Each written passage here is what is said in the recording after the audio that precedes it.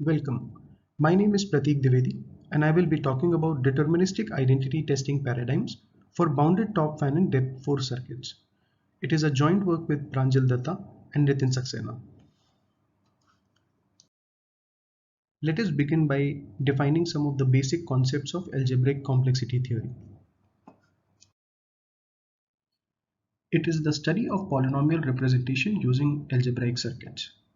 Algebraic circuit is a directed acyclic graph with source node at the bottom labeled by input variables, in internal nodes labeled by addition and product gates, and the root node which outputs the polynomial computed by the circuit. Internal wires can have field constants to denote scalar multiplication. Broadly, the problems in algebraic complexity theory can be classified into two types. Given a certain polynomial, we want to understand the circuit representation of the polynomial. On the other hand, given the representation of the circuit, we want to study the polynomial computed by the circuit. Polynomial identity testing is the second type of problem, in which given the circuit, we want to check if the polynomial computed by the circuit is identically zero or not. There are two types of PIT. First is white box, in which we are allowed to look inside the circuit, the internal structure and the polynomial computed at each subtree is available to us. In black box setting, we are only allowed to evaluate the circuit at certain points. An equivalent notion of black box identity testing is hitting sets. A hitting set for a class of polynomial C is a set of points where for all polynomials of a class, there exists a point in the set such that when the polynomial is evaluated at that point, it is non-zero. So in a way, a hitting set certifies the non-zeroness of the class of polynomials. Moving forward, we will interchangeably use hitting sets with black box identity testing.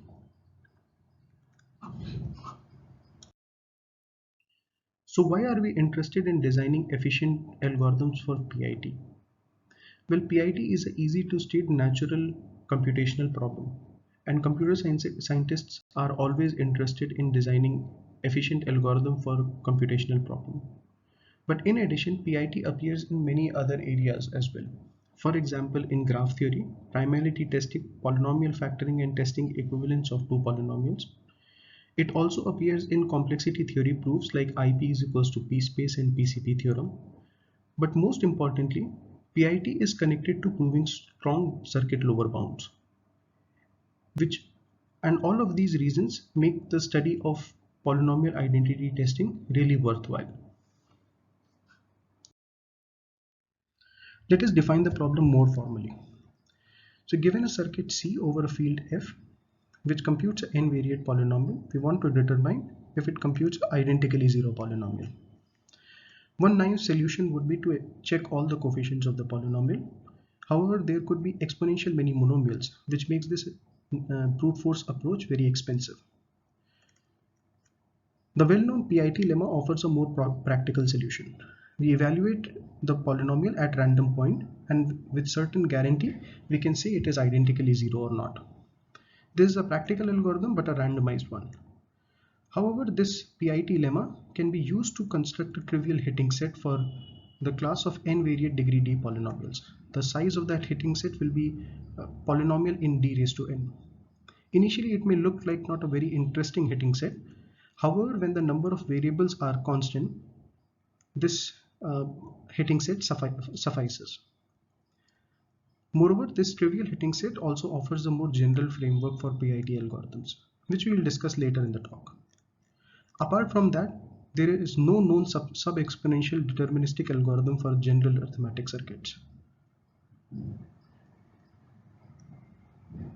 And which is why we study this problem under some restriction, and one such restriction we'll consider in this talk will be the depth restriction.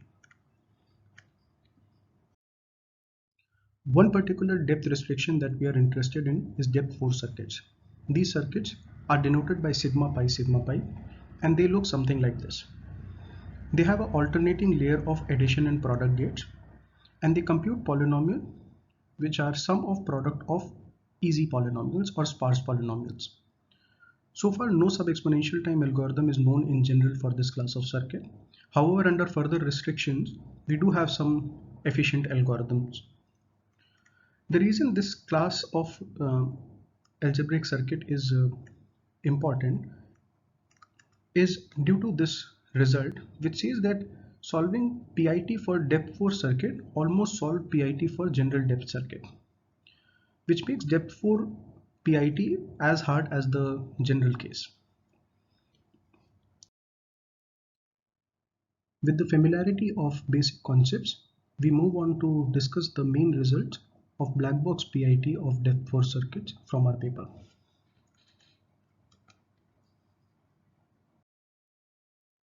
Consider two additional parameters of depth 4 circuits, K and delta, where K denotes the top value and delta denotes the degree of sparse polynomials.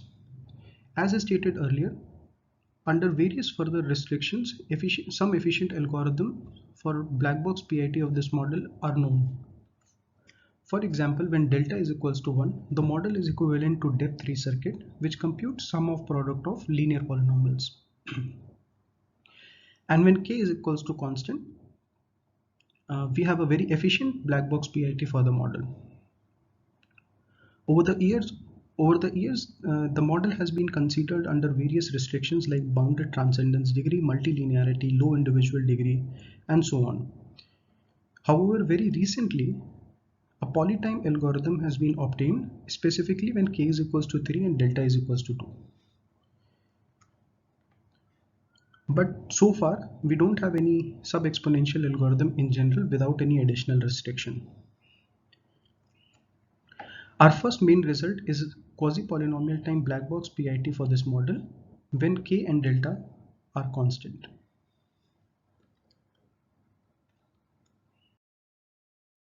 For the next few slides, I will discuss a very high-level overview of the proof. So the problem is to test the polynomial f, which is sum of t1 up to tk, where each ti is product of sparse polynomials. We start by designing a homomorphism psi, which has some really nice property. We use these nice property to fix x variable and get a composed map psi prime, which preserves the rank of a special matrix called Jacobian. Further, we extend this psi prime to a faithful map phi, which preserves the non-zeroness. We want this phi to be a variable reducing map such that finally we can use the trivial hitting set, which we discussed using PIT lemma, on phi of f. So in these steps, we have defined a lot of terms, and we'll work our way from bottom to top and define these terms and get a better view of how the proof works. For faithful homomorphism, we need more definitions. Consider a set of polynomials t bar. We call this set algebraically dependent if there is a non-zero annihilator S such that A of t bar is equals to 0. If S is the largest subset of t bar of polynomials which are algebraically independent, we call S to be the transcendence basis and the size of S as the transcendence degree. A map phi is called faithful homomorphism if it preserves the transcendence degree. So that is to say the transcendence degree of t bar is equals to transcendence degree of phi of t bar. The reason faithful homomorphism is interesting is because they preserve the non-zeroness of a polynomial. So if we can design a phi which is a faithful homomorphism which reduces the number of variables substantially, we can use the trivial hitting set discussed earlier to get the final hitting set. For example, if phi reduces to a k-variate polynomial, we get a poly of d to the k size hitting set for the class of polynomials. So that clears the need of faithful homomorphism and its connection with the trivial hitting set. Now we move on to define this special matrix called Jacobian and how it can be used to design faithful homomorphism.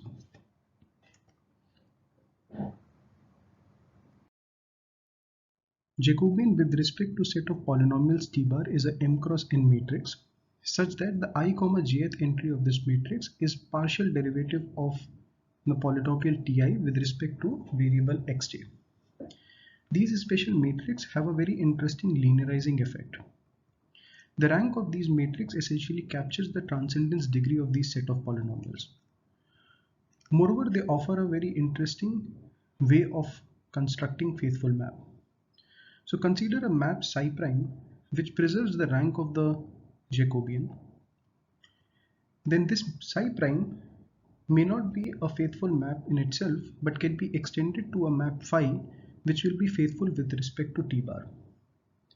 The whole setup offers a recipe for creating faithful map, which is essentially what we want for the whole proof to work. So let us review what we know so far.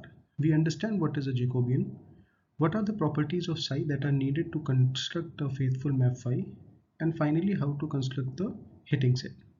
All that remains is to understand the homomorphism psi, its nice properties, and how it can be used to extend it to the map psi prime. This will essentially complete the entire overview. Before we define the homomorphism psi, consider the determinant of Jacobian with respect to set of polynomials T bar. Recall that we want to preserve the rank of the Jacobian. So for that we need to ensure that the determinant is non-zero. Determinant remains non-zero. With some simple observation, we can show that the determinant of a Jacobian is equal to this expression. Now we define the homomorphism psi. Here each variable xi gets mapped to z1 times xi plus psi1 of xi. Here psi1 is a sparse PIT map. Now I won't go into the details of sparse PIT map and encourage the interested viewers to refer to the paper or standard surveys for more details on sparse PIT map. But the property here we are interested in is that this sparse PIT map will ensure that psi1 of some sparse polynomial g will not be equal to 0. This will ensure the invertibility of the denominator in the expression on the right hand side. Additionally, the z1 in the homomorphism will be used to keep track of the degree of the polynomial. We define a ring R as follows and show that f equal to this sum is a well-defined term over R x bar. Further, we claim that over R x bar, if the determinant is equal to 0, if and only if f is equal to 0. So without loss of generality, if we assume that the Jacobian is a full rank matrix, then f is not equal to 0. So we want to construct a set H such that psi of the determinant when evaluated at a certain point is not equal to 0. This will ensure that the rank of the Jacobian is preserved. Towards this, we will construct a hitting set for the polynomial f. So finally, we look at the nice property of psi, which essentially helps us in extending it to psi prime. So we claim that the polynomial f, which is equal to this big sum over R of x bar, can be computed by sigma with sigma pi delta circuit of small size. So sigma with sigma pi delta circuit is compute sum of powers of degree delta sparse polynomials. So in a depth 4 circuit, the top product gate is now replaced with a layer of powering gates. Further, f is of the form p over q, where the degree with respect to z1 and z2 of p and q remains polynomially bounded. The proof overview of this claim is as follows. So we want to handle the numerator and the denominator case separately. So we show that the numerator has a small size sigma wedge sigma pi delta circuit, and similarly we show that 1 over psi of g1 up to gk has a small size sigma wedge sigma pi delta circuit. For the denominator case, we crucially use the inverse identity. But once we have this, we club the numerator and denominator circuits and show that the product of sigma wedge sigma pi delta circuit is again a sigma wedge sigma pi delta circuit. So essentially the set H prime in which we are interested in is a small size hitting set for sigma wedge sigma pi delta circuit. And this hitting set was given by Forbes. We use that to conclude that the size of the set H prime is s to the order of delta square k times log s.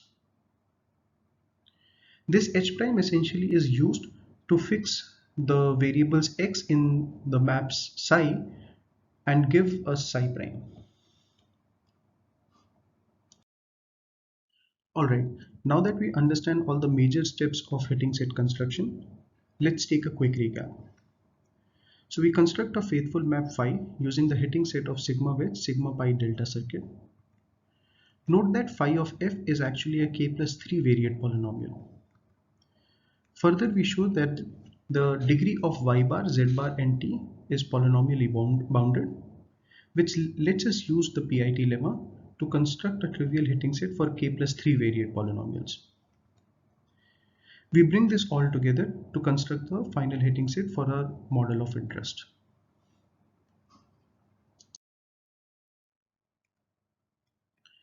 So we essentially prove that for constant k and delta, we get a quasi-polynomial time black box PIT algorithm. Specifically, for size S circuit, we give a S raised to order of delta square k times log S size hitting set.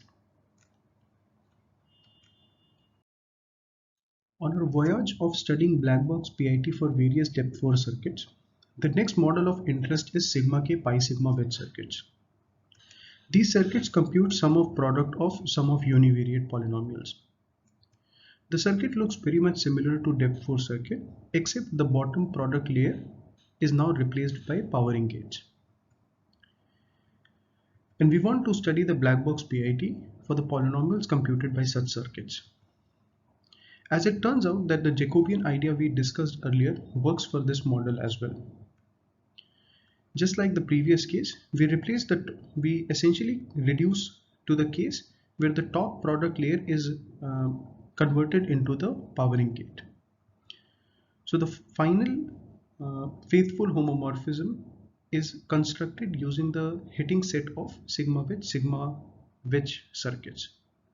As it turns out, the hitting set for sigma wedge has a better size compared to sigma wedge sigma pi delta, which was used earlier. So this brings us to the second main result of our paper. For constant k and delta, there is a quasi-poly black box PIT algorithm for sigma k pi sigma wedge circuits. Specifically, for a size S circuit, we get a hitting set of size S raised to order of k log S. Now we look at the white box PIT algorithm for depth 4 circuits. For white box PIT, we consider sigma k pi sigma wedge circuits we defined earlier. In a white box setting, we are allowed to look inside the circuit. We have access to the polynomials computed at the internal nodes. This additional information makes white box identity testing weaker than the black box identity testing. But we ask if we can design more efficient algorithm with this additional information. And as it turns out, for this particular case, we can. This brings us to the third main result of our paper, which says that for a constant k and delta, there is a polytime white box PIT algorithm for sigma k pi sigma wedge circuits. The Jacobian idea introduced earlier for black box setting is a map-based approach, which connects it immediately to the hitting set and makes it inapplicable in the white box setting. To overcome this, we introduce a new technique to design PIT algorithms, which we call DD, as a short for divide, derive, and induct. In the next couple of slides, we will learn more about this technique. As earlier, we want to do PIT on degree D polynomial f, which is sum of Ti, where each Ti is computable by pi sigma wedge circuit. To give a high-level overview of our DD technique, we start by dividing and deriving the polynomial carefully to reduce the problem to k-1 summands. But to facilitate this division and derivation step, we will need a non-zeroness preserving map, for which we use the same psi which we introduced earlier. We repeat this process k times while preserving some nice properties.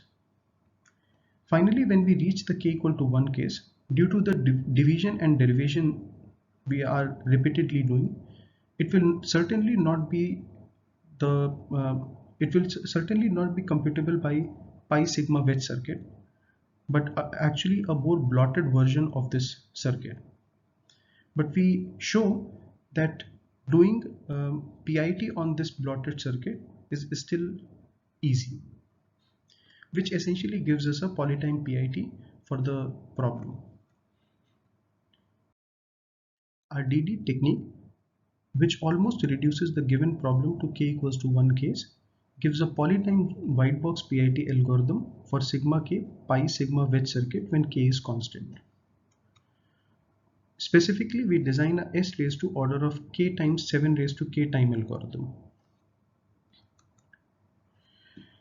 In DD, we perform division and derivation repeatedly, inductively. This induction forces the exponent to blow up exponentially in k. Moreover, our technique is robust to give black box algorithm, including the one we discussed earlier in the talk. However, the complexity we will obtain will be exponentially worse in k due to the inductive nature of our technique. Finally, I end with concluding remarks and some open problems on which we all can ponder. Our paper presents 3 PIT algorithms in one shot for 2 different types of depth 4 circuits. 2 quasi-polytime black box PIT algorithm and 1 polytime white box PIT algorithm. Our black box algorithm uses the Jacobian technique, but our refined analysis has really empowered this technique to manifest new reduced model for which better and efficient hitting sets are known. Our work further introduced a new technique for identity testing called DD. This novel technique gave the polytime white box PIT algorithm for sigma k pi sigma wedge circuit. Very recently, we have further generalized this technique to solve PIT for much bigger classes. So I will end by stating a few open problems. Can we design a better hitting set for sigma wedge sigma pi delta circuits? Recall that the hitting set for this class was crucially used in black box PIT proof. So a poly-sized hitting set for this class would immediately solve the PIT for depth 4 circuits. Can we solve the PIT for sigma k pi sigma wedge 2, where the sum of bivariates are fed into the top product gate?